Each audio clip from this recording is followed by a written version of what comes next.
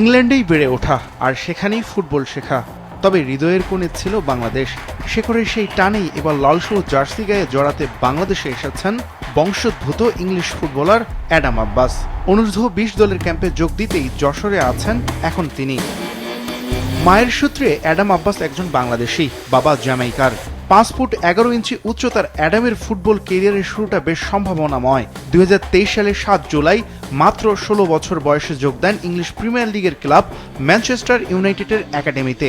সেখানেই ২ বছর কাটানোর পর ২০২৫-এ যোগ দেন ইংলিশ ফুটবলের আরেক ক্লাব বার্নলির অনূর্ধ্ব ১৮ দলে। দলটির হয়ে যুব এফএ কাপে খেলেন ২টি ম্যাচ। এখন ইংলিশ ফুটবলের অষ্টম স্তরের Northern premier league division 1 West জোনের দল ওয়াইথেনশন টাউনের হয়ে খেলছেন এই তরুণ। অ্যাডামের মূল পজিশন রাইট উইং, তবে প্রয়োজনে খেলতে পারেন লেফট উইং কিংবা সেন্টার ফরওয়ার্ডেও।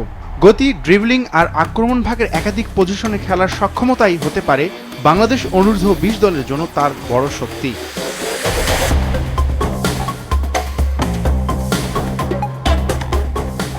ইংল্যান্ডের একাডেমি ফুটবলে বেড়ে ওঠা অ্যাডামের সামনে এখন নতুন চ্যালেঞ্জ।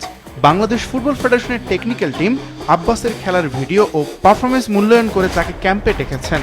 এই বছরের সেপ্টেম্বরে উজবেকিস্তানে হবে এএফসি অনূর্ধ্ব ২০ এশিয়ান কাপের বাছাই পর্ব। বাফুফে কর্মকর্তা সহ দেশের ফুটবল প্রেমীদের আশা, ইংলিশ ফুটবল সংস্কৃতিতে বেড়ে ওঠা এই তরুণ ভালোভাবেই মানিয়ে নিতে পারবেন বাংলাদেশের ফুটবলে।